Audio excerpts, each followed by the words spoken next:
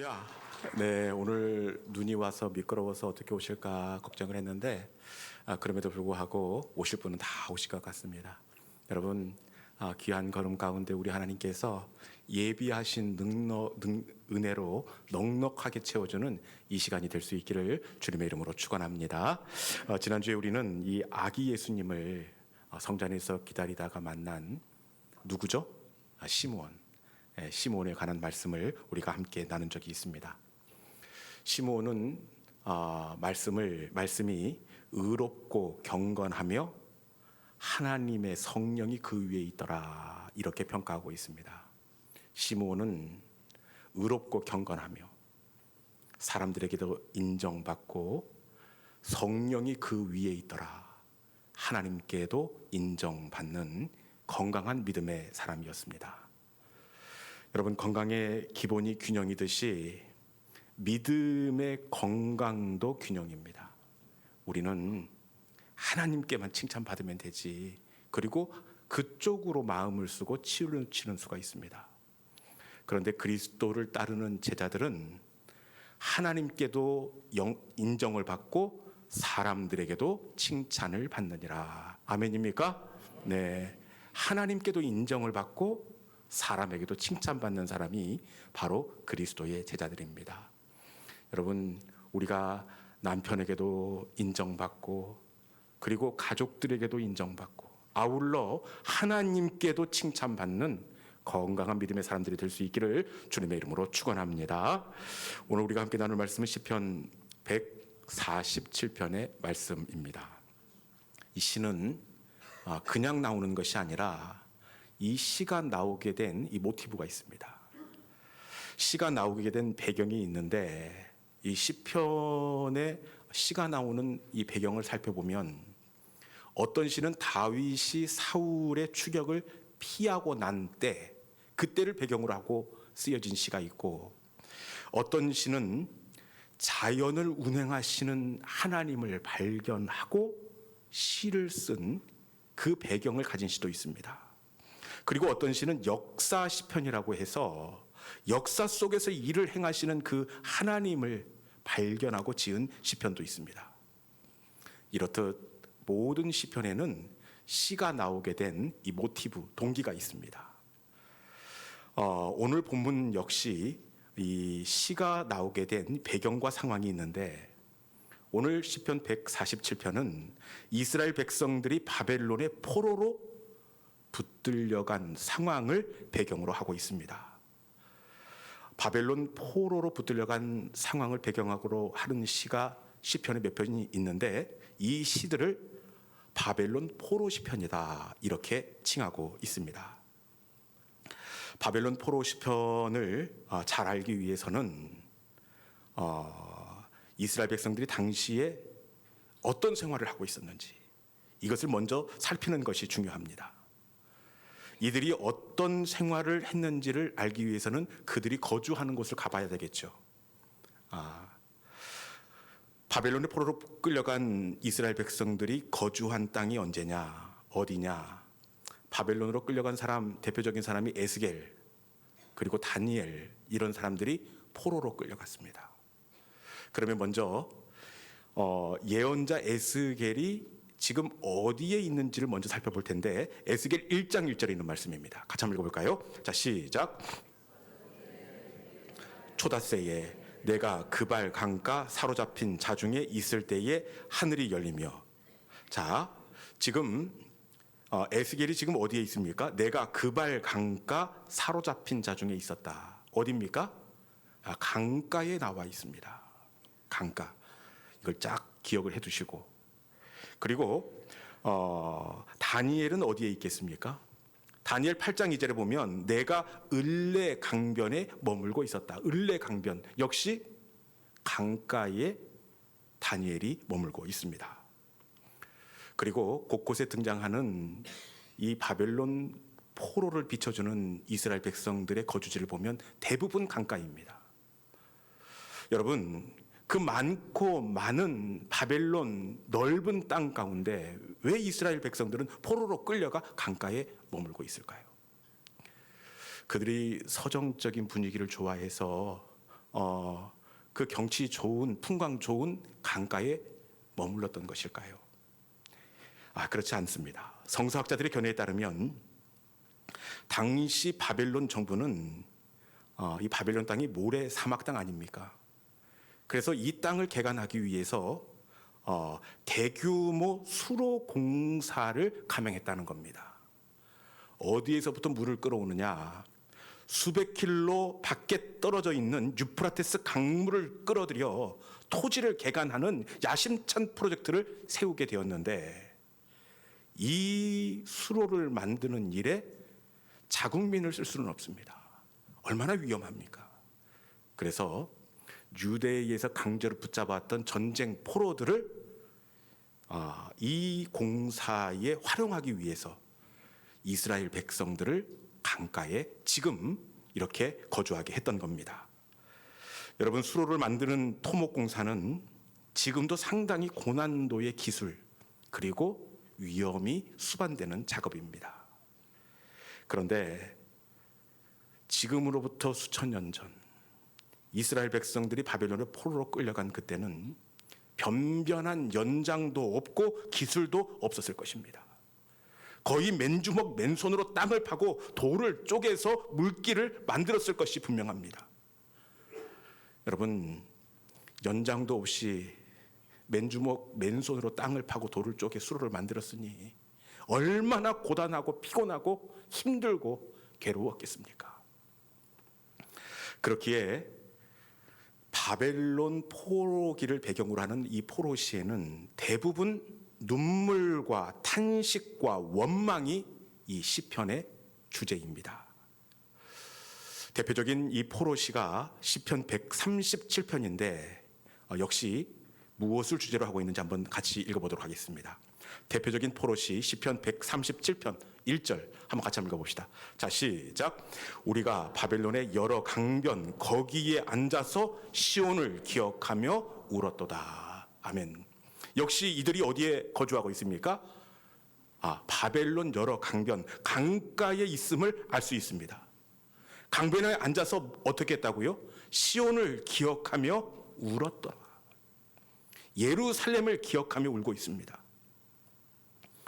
아마 이 고단한 노동을 감당하면서 힘이 들고 그리고 억울한 일을 당하면서 예루살렘에 거주하면서 가족들과 함께 예배했던 그때를 떠올리면서 아마 지금 내 신세를 한탄하고 그리고 억울해서 눈물을 흘렸을 것이 분명합니다. 이렇게 저들이 포로시에서 울고 있는 이유는 또 있는데, 저들이 수로 공사 때문에 어렵고 힘들어서 울었고, 그리고 또 한 가지는 예루살렘으로 다시 돌아갈 수 있다는 소망이 꺾였기 때문에 그렇습니다. 하나님은 예언자들의 말씀을 통해 비록 바벨론의 포로로 끌려가 있지만 70년의 복역의 때 죗값을 치른 다음에는 너희들이 반드시 예루살렘에 다시 옮겨와 심길 것이다, 그렇게 약속을 했습니다. 그런데 복역의 죗값 70년을 거의 지불한 그때 어떤 일이 있었느냐? 이 바벨론에 70년간 죗값을 지불했는데 바벨론이 갑자기 메대에 의해서 나라가 멸망을 당합니다. 그리고 이 메대는 다시 국권을 바사에게 이양하게 됩니다. 여러분, 이러니 이스라엘 백성들은 복역의 값을 다 지불했음에도 불구하고 완전히 회오리 바람 가운데 이렇게 휩쓸리게 되었습니다. 다시 예루살렘에 돌아간다는 그 소망이 오리무중이 되고 말았습니다. 지금까지 억울하고 힘들었지만 이 70년이 채워지면 하나님께서 다시 돌아가신다고 약속을 주셨기 때문에 그래도 참고 견뎠는데도 이제는 그 약속이 완전히 회오리 바람 소용돌이 가운데 떠내려가고 말았으니 여러분, 어떻게 저들이 낙심하고 원망하지 않겠습니까? 그래서 대부분의 이 바벨론 포로시에는 이 원망과 후회, 특히 하나님 언제까지입니까? 하나님 도대체 언제까지 기다려야 합니까? 이 탄식이 주리를 이루고 있습니다. 오늘 본문 147편도 바벨론 포로시입니다. 그렇기에 똑같은 상황 가운데에서 쓰여진 시편이기에 당연히 하나님 언제까지입니까? 하나님 언제까지 우리가 인내해야 합니까? 이렇게 슬픈 내용을 탄식하고 있을 것 같았는데 오늘 시편 147편은 똑같은 상황, 똑같은 일들을 당했음에도 불구하고 이 시인은 무엇을 노래하고 있느냐? 이게 오늘 설교의 포인트인데 시편 147편 1절에 있는 말씀입니다. 여러분 똑같이 바벨론 어려운 그 수로 공사를 하고 소망이 끊어졌음에도 불구하고 이 147편의 기자는 이것을 노래하고 있습니다. 같이 읽어볼까요? 자, 시작. 할렐루야, 우리 하나님을 찬양하는 일이 선함이요 찬송하는 일이 아름답고 마땅하도다. 아멘. 저들이 어떻게 하고 있습니까? 우리 하나님을 찬양하는 일이 선하고 마땅하도다. 할렐루야. 여러분 이거 잘못된 것 아닙니까? 다른 모든 포로 시편은 탄식과 눈물과 원망입니다. 그런데 시편 147편은 똑같은 포로 시임에도 불구하고 할렐루야 하나님을 찬양하고 있습니다. 중간 정도에는 원망이 나오지 않을까 이런 추측을 해볼 수도 있는데 시편의 중간 12절의 말씀 같이 한번 읽어봅시다. 어떤 내용이 이어지고 있는지 읽어봅시다. 자, 시작. 예루살렘아 여호와를 찬송할지어다. 시온아 내 하나님을 찬양할지어다. 아멘. 어떻게 되어 있습니까? 역시 여호와를 찬송할지어다. 시온아 내 하나님을 찬양할지어다. 찬송을 가운데에서도 선포하고 있습니다. 그러면 마지막에는 이 탄식과 원망이 있지 않을까? 포로시니까 이렇게 추측할 수 있는데 마지막 20절 끝부분이 어떻게 되어 있습니까? 할렐루야 그들은 알지 못하였도다. 할렐루야. 시의 마지막이 할렐루 찬양하라 야훼 하나님을 할렐루야 하나님을 찬양할지어다. 찬양을 선포하고 있습니다. 여러분 이상하지 않습니까? 똑같은 포로 시편입니다. 똑같이 토목공사를 하고 똑같이 예루살렘에 돌아갈 소망이 끊어진 상황입니다.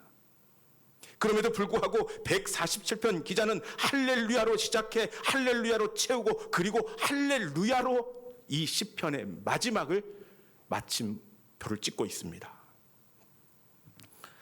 도대체 이 147편 기자는 똑같이 어려운 상황 속에서 어떻게 이토록 확신이 있고 아름다운 찬송을 하나님께 올려드릴 수가 있었을까요?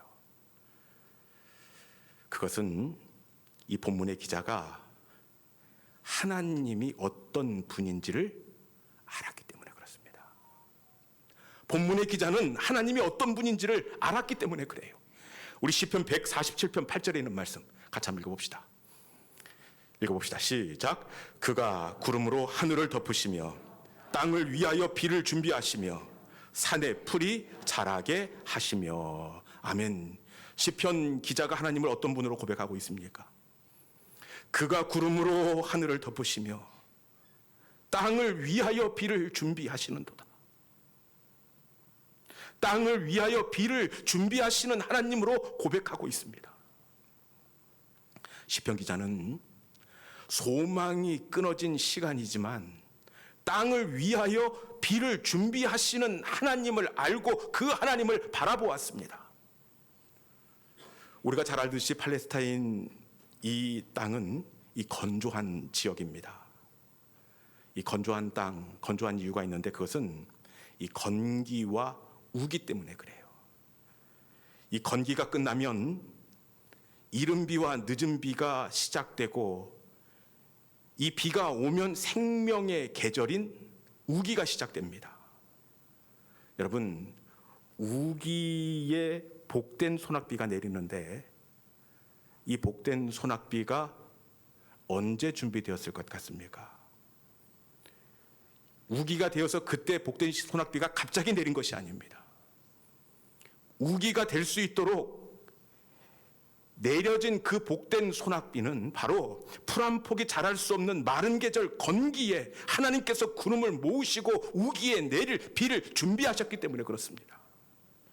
여러분, 건기는 마른 계절이 아니라 구름을 모으시고 하나님께서 비를 준비하시는 계절이 건기가 되는 줄로 믿습니다.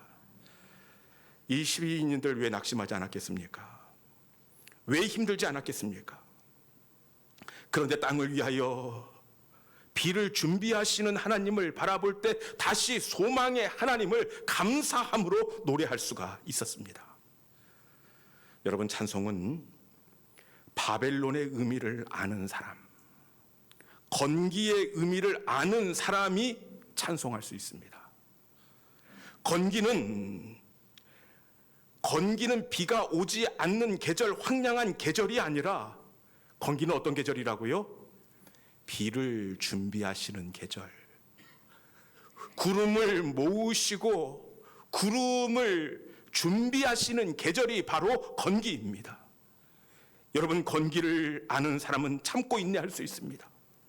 이 시간 건기에 대한 의미가 새로워지는 우리 모든 믿음의 권속들이 될 수 있기를 주님의 이름으로 축원합니다. 여러분, 건기는 어떤 시간이라고요? 비를 준비하시는 시간, 하늘에 구름을 준비하는 시간이 바로 건기인데, 우리 하나님은 이 건기 동안에 항상 비를 준비하시는 하나님이시더라고요. 이 바울의 경우를 봐도 이것을 알 수가 있는데, 바울이 예수 믿는 사람을 박해하다가 이 다메섹 도상에서 두 눈이 멀게 되었습니다.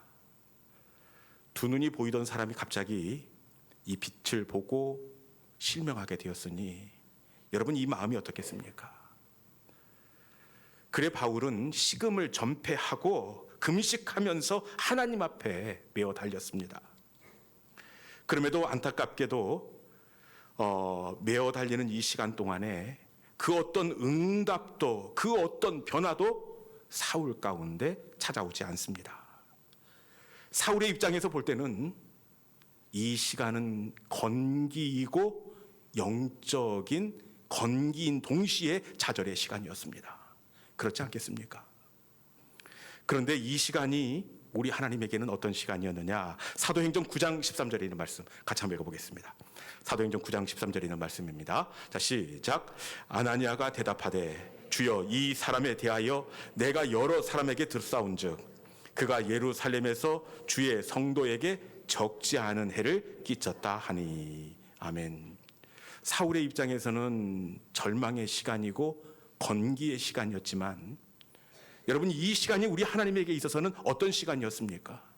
오늘 말씀해 보니까 아나니아가 대답하여 이르되, 우리 하나님은 아나니아를 찾아가 설득하고 계셨던 시간이었습니다. 아나니아에게 가서 사울의 눈에 안수하고 사울의 눈을 뜨게 하라. 그런데 아나니아가 아닙니다, 겁이 나서 못 가겠습니다. 그러면 하나님께서는 다시 아나니아를 설득하시고 아나니아를 이해시키시는 그런 시간이 바로 사울이 경험한 인생의 건기였다는 겁니다. 여러분, 사울의 눈으로 보면 여전히 깜깜하고 아무것도 일어나지 않는 건기처럼 보이지만, 그런데 이 시간은 하나님의 입장에서 보면 아나니아를 설득하고 아나니아라는 구름을 모으고 아나니아라는 비를 준비하는 시간이 사울이 만난 그 인생의 진짜 건기의 의미였습니다. 여러분, 하나님은 비를 준비하시는 하나님이십니다. 3년 6개월 동안 닫힌 엘리야의 마른 하늘 가운데에서도 성실하게 비를 준비하셨고, 출애굽한 이스라엘 따라 붙는 애굽 군대의 숨막히는 순간 속에서도 하나님은 애굽 군대를 수장시킬 비를 성실하게 준비하시는 하나님이셨습니다. 여러분, 건기는 마른 계절이 아니라 하나님이 비를 준비하시고 구름을 모으는 계절이 바로 건기입니다. 비를 준비하시는 그 하나님은 저와 여러분의 영적인 건기 가운데에서도 구름을 모으시고 비를 준비하시는 성실하신 하나님이 되시는 줄로 믿습니다. 그런데 비를 준비하시는 그 하나님, 어떤 하나님이라고 시인은 계속 고백하고 있느냐? 우리 시편 147편 5절에 있는 말씀, 비를 준비하시는 하나님은 이 하나님이기 때문에 내가 그 하나님을 신뢰합니다, 이렇게 선포하고 있는데, 147편 5절에 있는 말씀, 비를 준비하시는 하나님은 이 하나님입니다. 같이 한번 읽어볼까요? 자, 시작. 우리 주는 위대하시며 능력이 많으시며 그의 지혜가 무궁하시도다. 다시 한번 읽어봅시다. 비를 준비하시는 하나님, 어떤 하나님? 시작.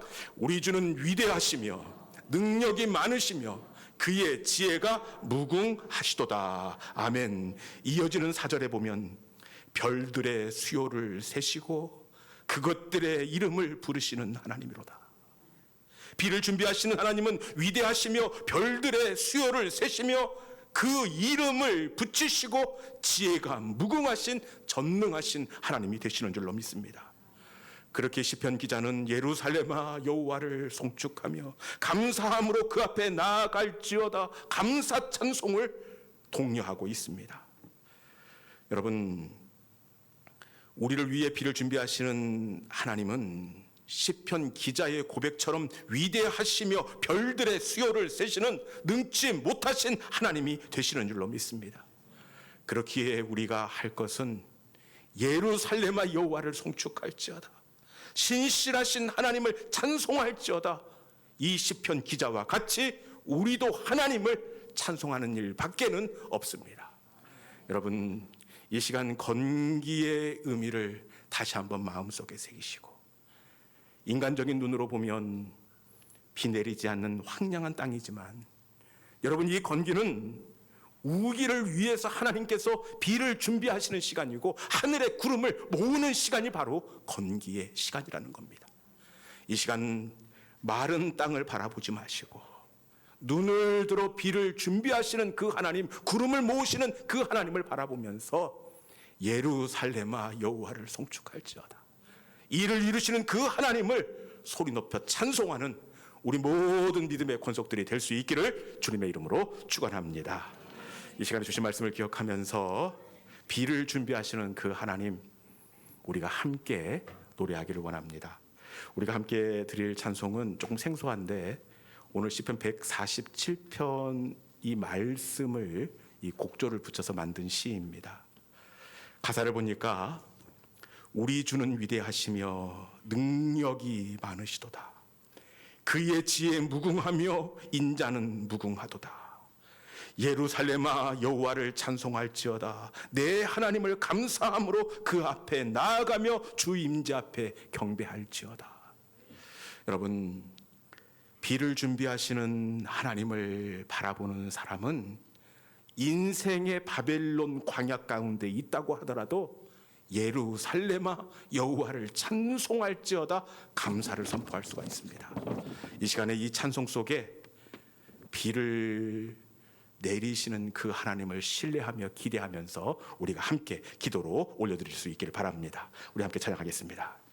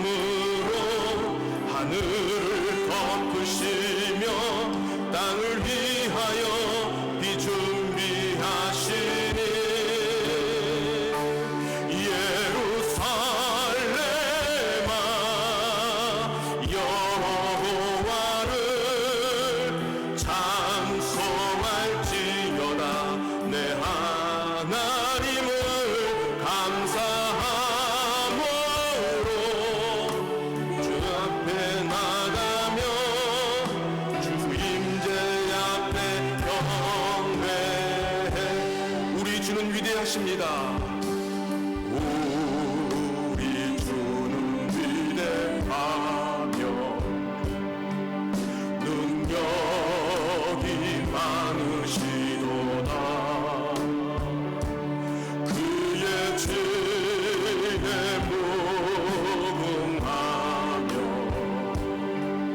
인자는 영원하도다. 상한 자를 고치시며 상한 자를 고치시며 상처를 싸매시도다. 별들의 수를 세시며 이름을 붙이셨도다. 그가 구름으로